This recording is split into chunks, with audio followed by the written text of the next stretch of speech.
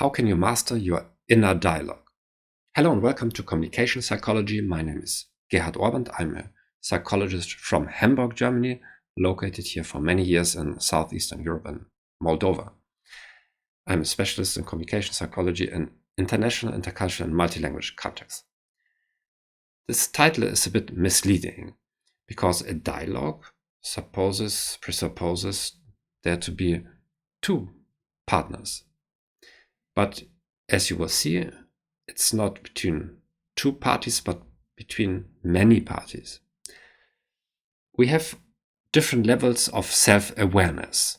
Some of us rarely look inside. What's in my head? What am I feeling?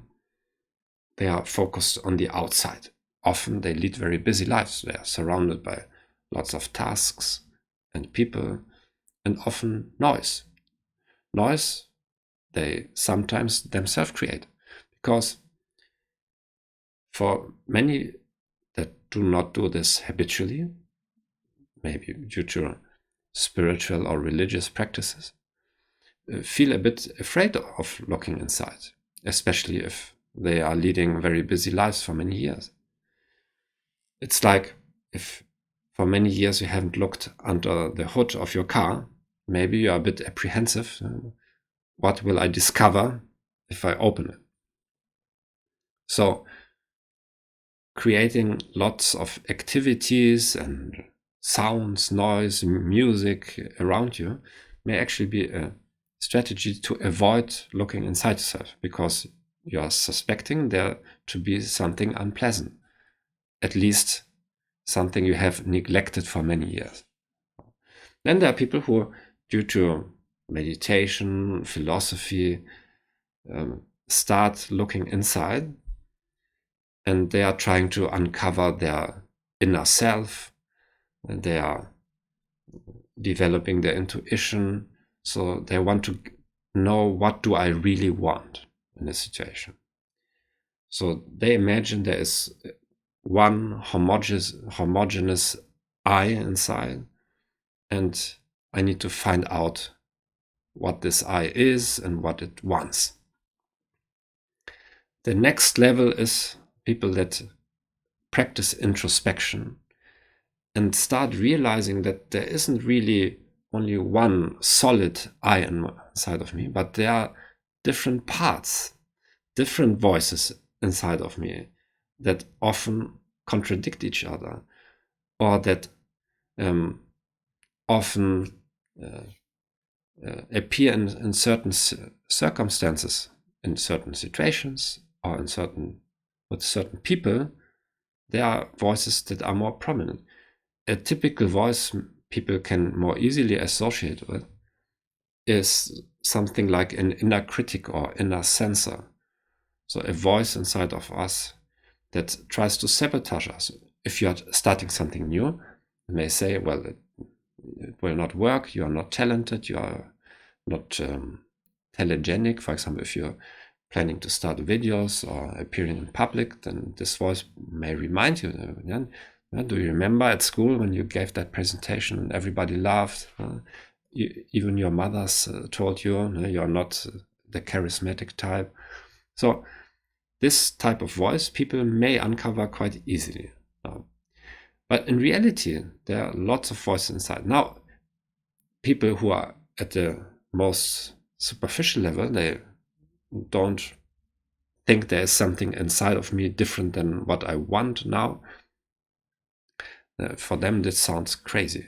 It's like, oh, are you telling us we are schizophrenic? We have multiple personality disorder? But I give you a very simple example, and you can easily test yourself. Imagine you are entering a boardroom in your company, you're having a meeting, and now for the first time you see somebody has brought lots of chocolates, and there's a big bowl on the middle of the table with the chocolates.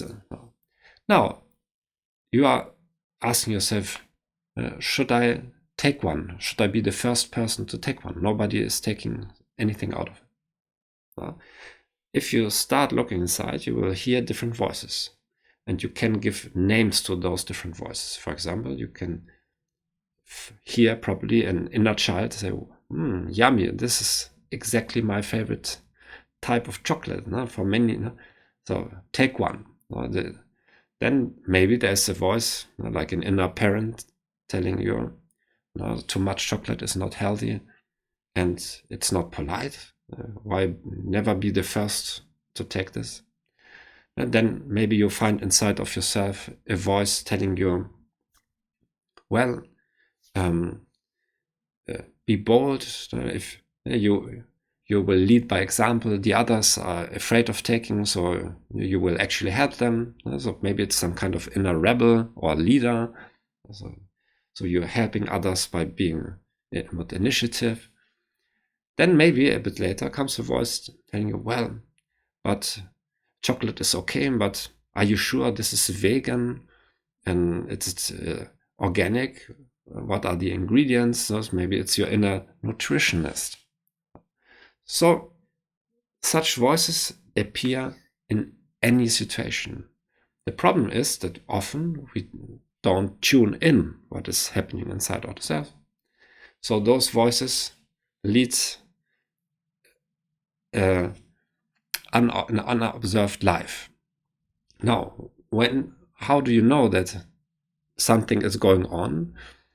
There are many situations when you're, for example, you don't feel any initiative, you feel somehow down or without energy, you don't want to do anything, you feel like apathy during a day. So this may actually be a sign that under the surface there is a team conflict, a conflict between those inner members you have.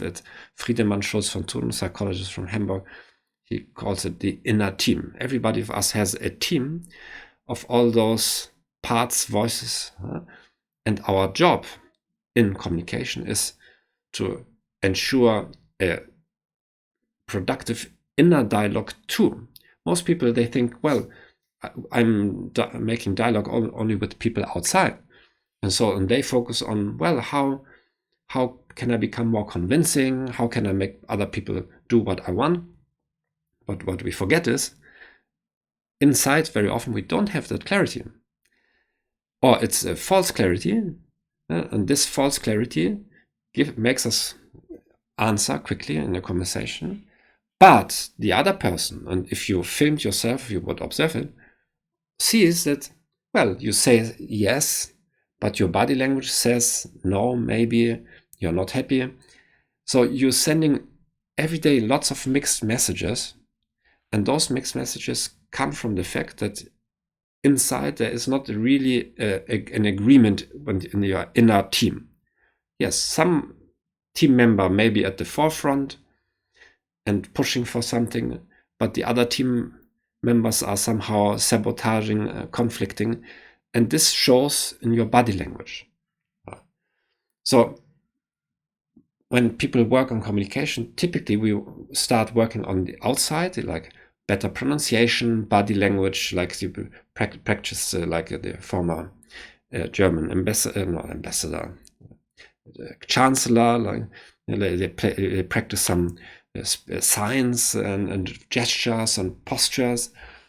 But the problem is, if they are not congruent with what is inside of us, there will always be some element that betrays us. So we'll have the perfect posture, but maybe our smile is not authentic, or we control our hands, but then our ears or nose are moving.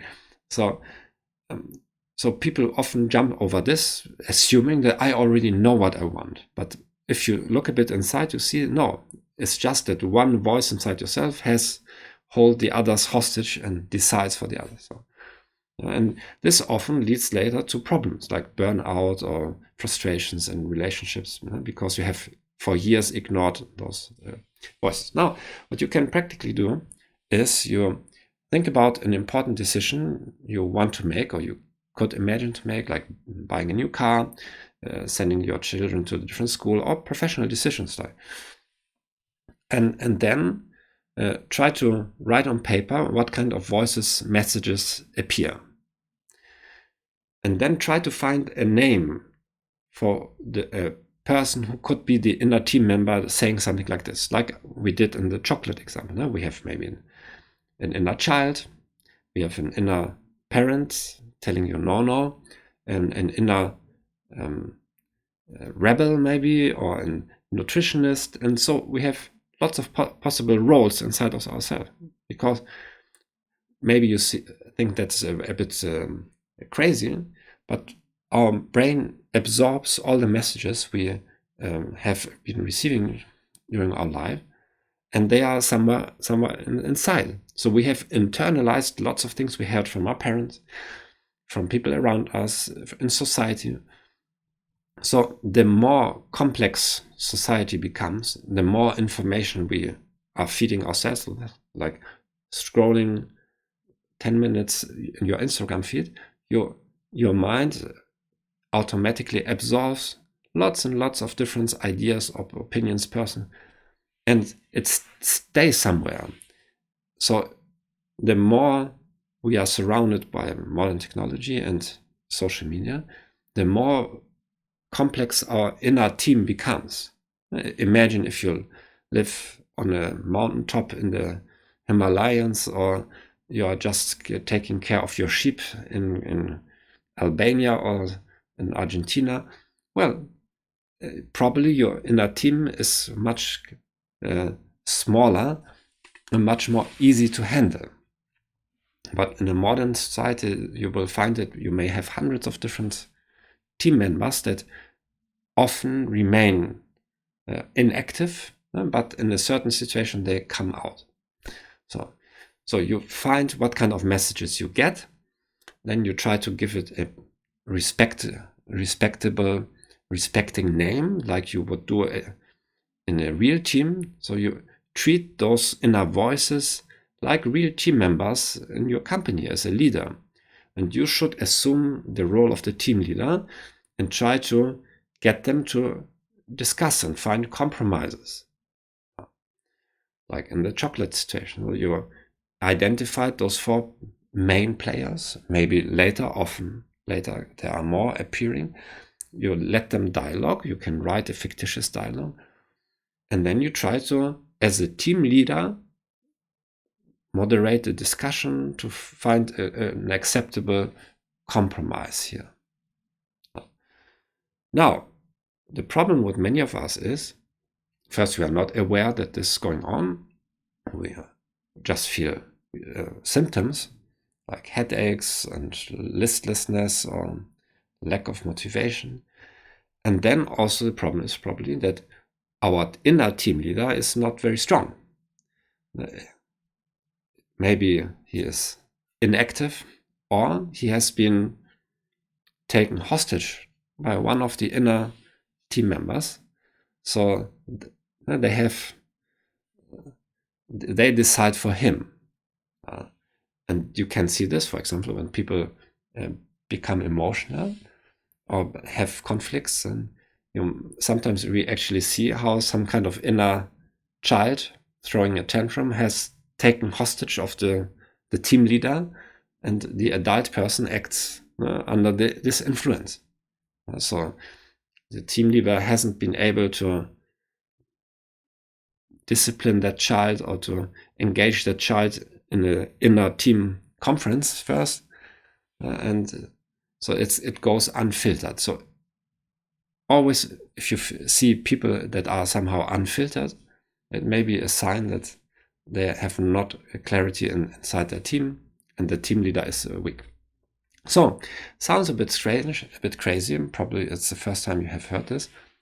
Give it a try and ask me any question or write me your comments. We'll follow up on this topic very soon. If you want me to give a free 60-minute presentation talk, question and answer session for your team online, virtually, contact me on LinkedIn or via email. Bye-bye.